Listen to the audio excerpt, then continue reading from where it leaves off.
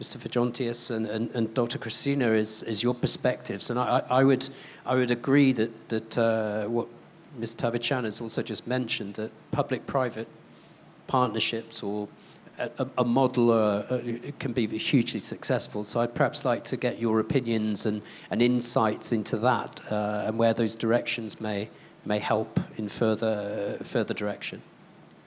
Yeah, thank you, Andrew, and good afternoon to everyone. I think talking about the public-private collaboration is totally very important, especially in this healthcare system, because we basically everyone wants to be healthy, and I'm sure that being a healthy person will be a very productive person as well. So I think talking about this industry, very happy to hear that since in the morning, a lot of ministers in ASEAN countries talking about the commitment of every countries to improve the quality of the healthcare system. I think this is one thing, talking about commitment. I think the other thing is talking about how to improve the quality of the healthcare in the long run. Because every country is supporting the sustainability, like SDG program, especially the number 3, talking about the well-being, talking about the health, how to be health. So I think for the private sector, especially in Indonesia or in ASEAN, and our organization is see that a lot of the change and transformation being happen now. For example, like in Indonesia, if I may say that, if I recall that one of the popular movie, Transformer, let's say like that, because our Minister of Health in Indonesia, Mr. Budi Sadikin, is like a transformer, because he introduced the just recently new omnibus law for healthcare, and introduced the 6 pillar for the healthcare transformation.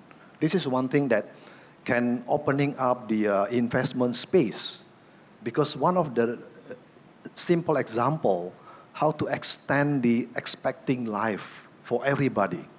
Indonesia now sitting at 72 years. Malaysia probably more than that, probably 74, 76. And if you just can extend 1 more year for everybody, we believe that talking about opportunity is huge.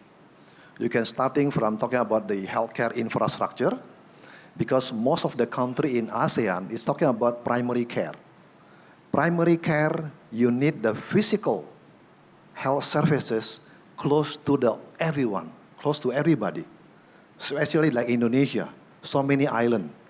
You need a physical presence to serve the medication. This is one thing that just talking about physical infrastructures for the health system. The second ones, how about the logistic side? How about the product or the medication of the products?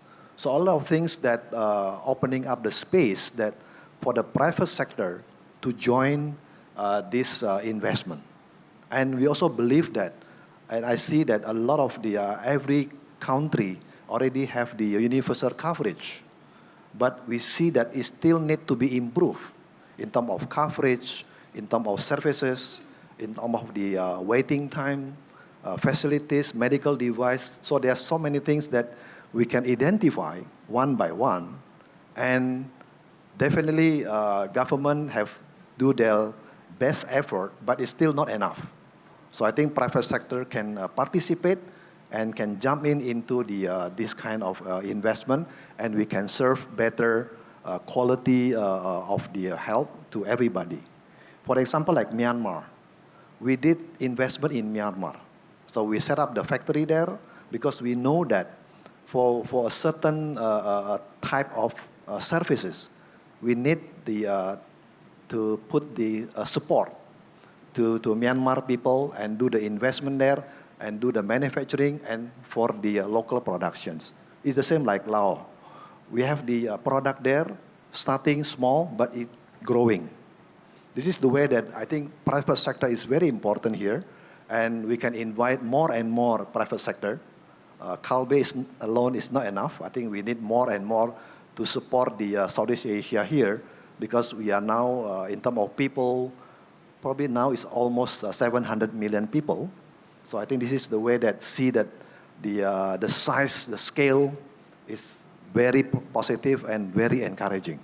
I'll stop from here. Thank you.